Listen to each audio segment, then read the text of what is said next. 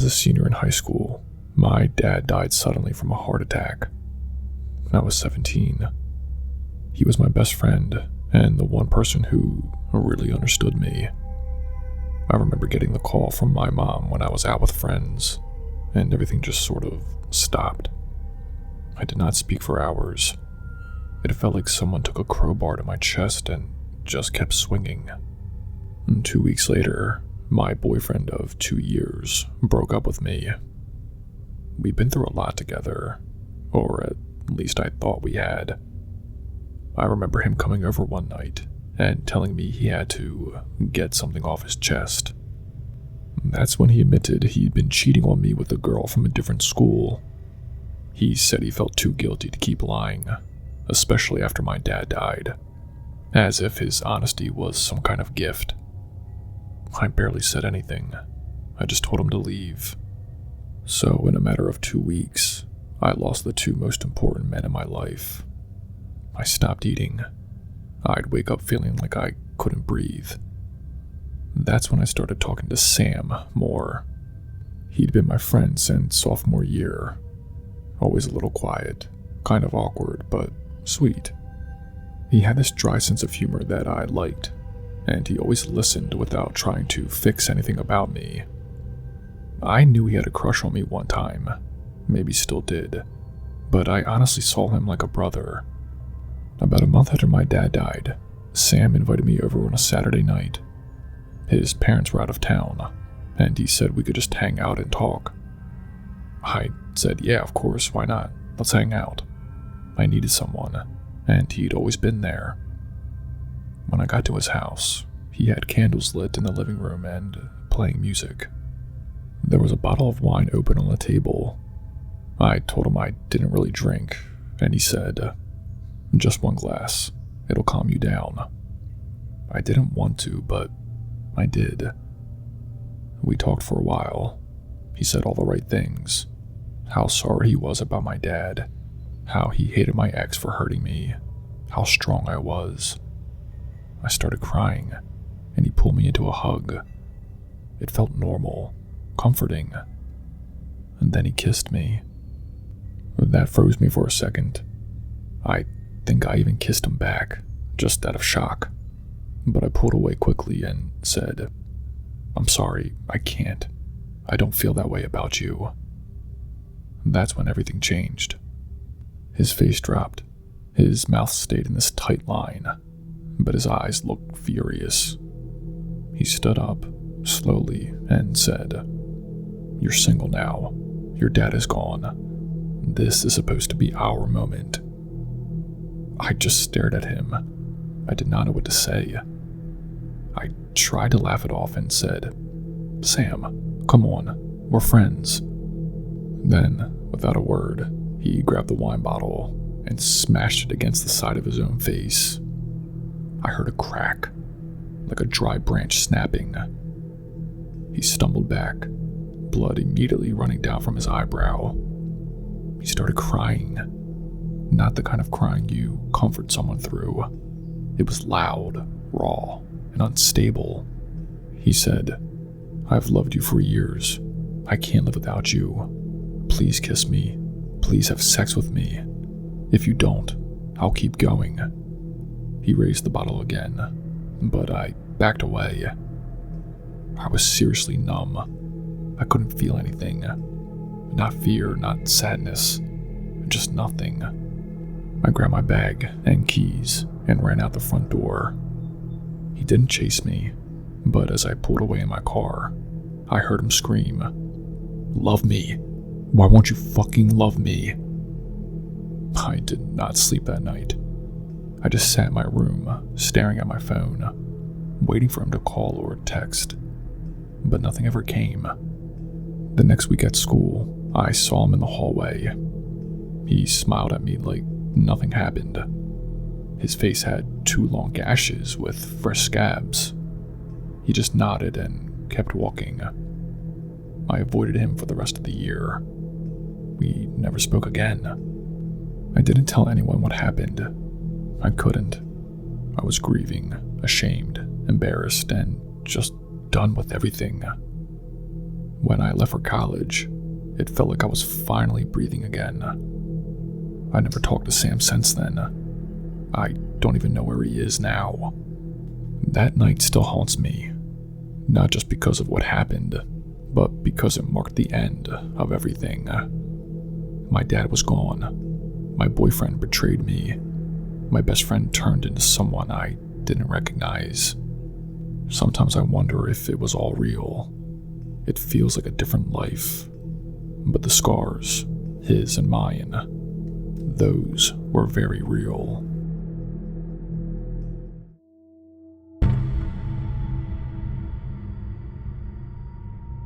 Back when I was in college, I went to community college in my hometown. It was not anything fancy, but it was cheap and 10 minutes from my house. That's where I met Drew, my then girlfriend. We were both political science majors, and I noticed her the second she walked into my class. She had this sarcastic confidence that pulled me right in. We started dating within a few weeks. We were pretty healthy as a couple. We both had friends of the opposite sex, and we didn't let that get in the way. She had guy friends, and I had girlfriends. One of those friends was Amanda. Amanda and I grew up together, literally, since birth. She lived 3 houses down. We rode bikes together, went to the same schools, even got caught shoplifting candy together in 6th grade. We were never romantic. Senior year of high school, she told me she had feelings for me, but I told her I didn't want to ruin what we had. She took it well, or so I thought. Things got weird after I started dating Drew. One night, we had a little game night at my apartment, just the 3 of us. We'd done it a few times before, no big deal, but this night felt different right from the start. Amanda showed up in a tight top, no bra, low cut, just not what she normally wore. She was always more jeans and hoodie, and Drew noticed it too. Amanda was acting off, flirty, but not in a joking way. She sat way too close to me on the couch. She rubbed Drew's leg at one point, which made Drew freeze up. Then she tried sitting on my lap, laughing it off like it was part of a game.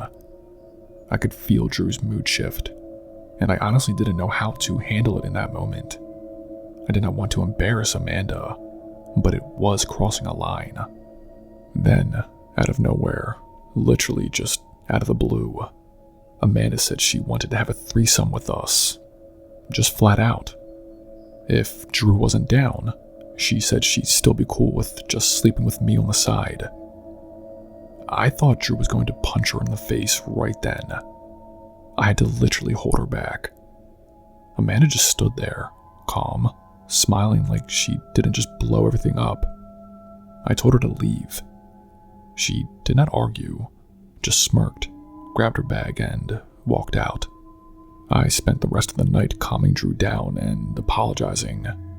I told her I cut Amanda off completely, and I meant it.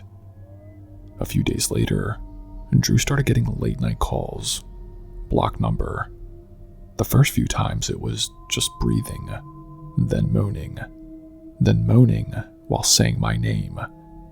We figured it was Amanda, but we couldn't prove it. The worst part came a week after the game night. Drew came home to our apartment one evening and found her door slightly opened. She called me immediately and said something felt wrong. Nothing major was stolen, no cash, no TV, but my hoodie was gone. So was my gym bag with my dirty laundry in it, and my Switch light that I had left there sometimes. All things that had to do with me. Drew called the cops, but there wasn't much they could do with no forced entry and nothing of major value taken, which I took offense to because a Nintendo Switch Lite is not cheap. They filed a report, but that was it.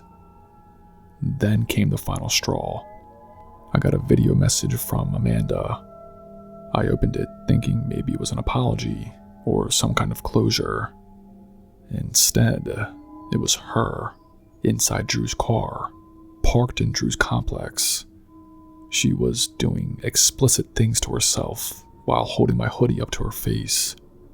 I did not know what to do.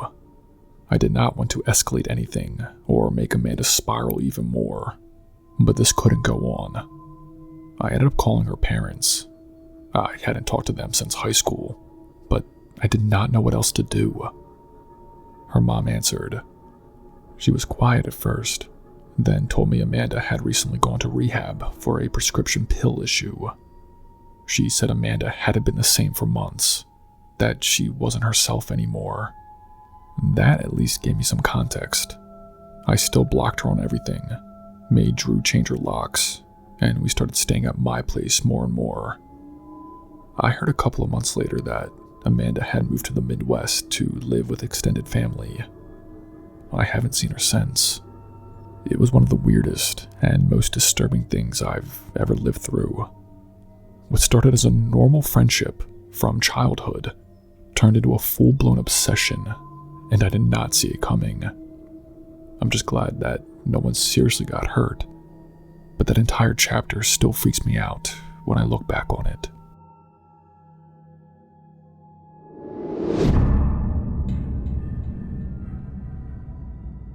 A while back, one of my closest friends, Shane, invited me out for drinks. We'd known each other since college and had always been good friends.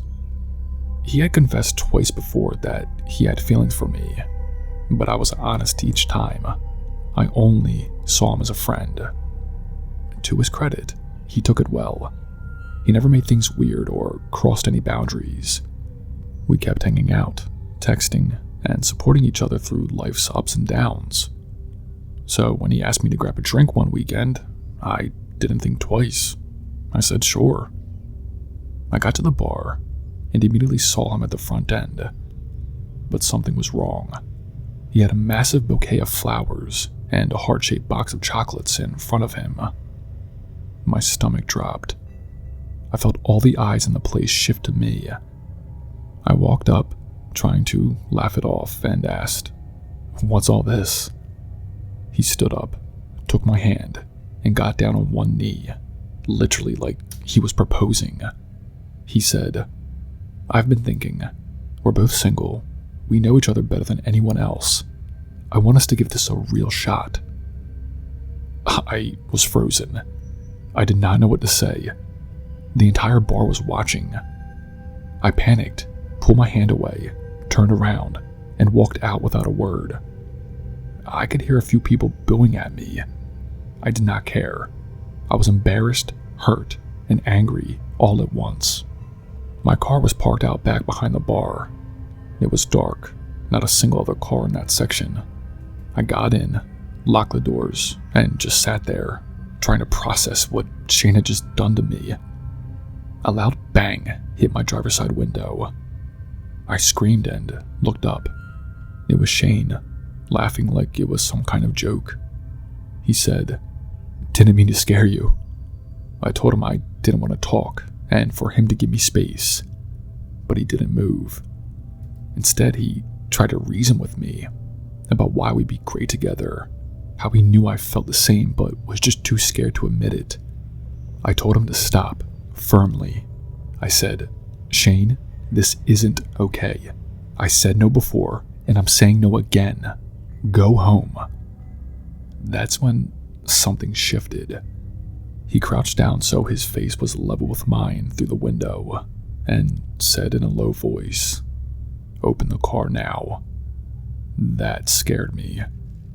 Shane had never talked like that before. I told him to leave again.